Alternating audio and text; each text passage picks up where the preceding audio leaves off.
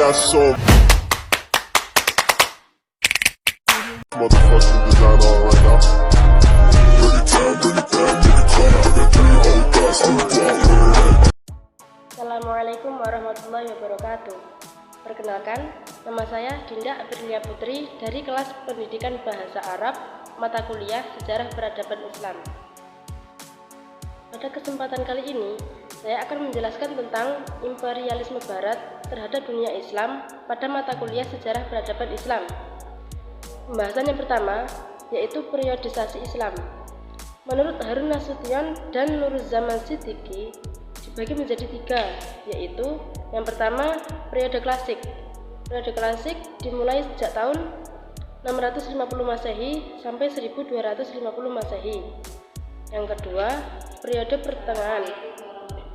Itu dimulai sejak tahun 1250 Masehi sampai 1800 Masehi. Dan yang ketiga, yaitu periode modern. Dimulai dari tahun 1800 Masehi sampai sekarang ini. Bahasan yang kedua yaitu faktor yang menyebabkan mundurnya Islam di Eropa. Mundurnya Islam di Eropa itu disebabkan oleh hancurnya Baghdad yang dilakukan oleh bangsa Mongol. Bangsa Mongol melakukan invasi ke berbagai negara untuk merampas dan merampok. Bangsa Mongol ini dipimpin oleh Genghis Khan yang memiliki tekad untuk menguasai dunia, yakni dengan membentuk dan melatih pasukan yang tangguh dan disiplin.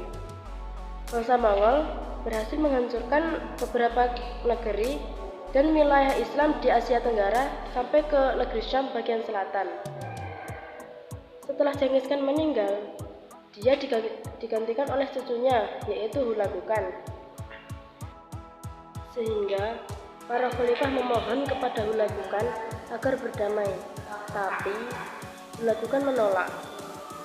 Sehingga Hulagu Khan memerintahkan pada khalifah untuk mengumumkan kepada rakyatnya untuk meletakkan senjata. Dengan begitu, Hulagu Khan dapat menghancurkan kota Baghdad beserta rakyatnya dalam waktu 1 minggu. Tidak kurang dari 1.800.000 rakyat. Rakyat Baghdad tewas di tangan pasukan Mongol beserta khalifah. Pembahasan yang ketiga yaitu bentuk imperialisme Barat terhadap dunia Islam. Yang pertama, ada dominasi Eropa. Setelah runtuhnya Baghdad membuat Islam menjadi lemah dan harus bertahan menghadapi ekspansi Eropa. Bangsa Eropa terus mendominasi dunia, yaitu terbukti pada Perang Pertama yang menunjukkan besarnya dominasi asing seperti Prancis Utara, Barat, serta daerah ekuator Afrika dan Lebanon serta Syria, Inggris di Palestina, Transjordan, Irak, Teluk Persia, dan anak benua India di Asia Tenggara, Inggris di Malaysia, Singapura dan Brunei, dan Belanda di Indonesia. Sedangkan Islam tetap berkuasa di Turki dan di Iran. Kedatangan Eropa tidak hanya beserta militer dan birokratnya, namun juga disertai para misionaris.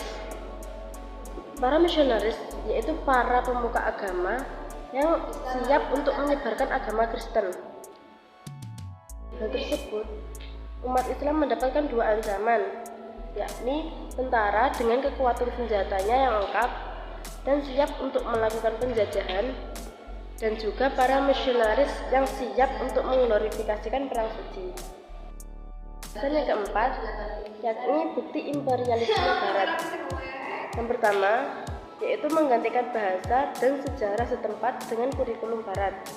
Yang kedua, perampasan yang dilakukan oleh Prancis terhadap Masjid Agung Argir dan diubah menjadi gereja Saint Philip dengan bendera Prancis dan salib di puncak menaranya. Ketiga, yaitu tujuan Eropa untuk mengkaji Islam, yaitu dengan belajar lebih banyak tentang sejarah yang berada dalam terjemahan dan komentar dalam bahasa Arab dan mendukung permasalahan orang Kristen melawan Islam. Bahasan yang kelima yaitu dampak imperialisme Barat terhadap dunia Islam. Setelah Islam melemah, Islam mulai bangkit dengan 2 sebab. yaitu pembaharuan terhadap ajaran Islam dari pengaruh budaya asing dan mengambil pemikiran bangsa Barat yang menyebabkan tingginya ilmu dan teknologi.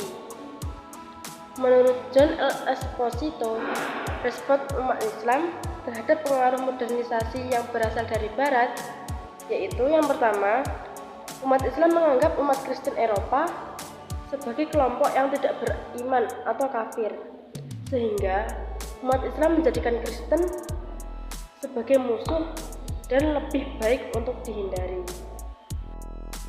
Karena jika umat Islam memilih untuk bertahan dan berjuang, maka umat Islam akan kalah karena kekuatan militer Eropa lebih unggul daripada umat Islam.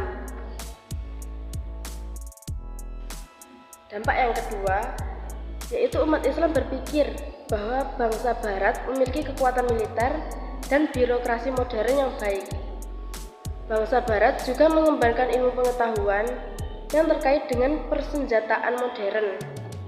Dan dampak yang terakhir yaitu modernisasi Islam ialah menjadi pemersatu bangsa antara orang-orang Islam dengan para pembaharu sekuler yang berbeda dalam hal pemikiran tentang metode merespon kepada Barat.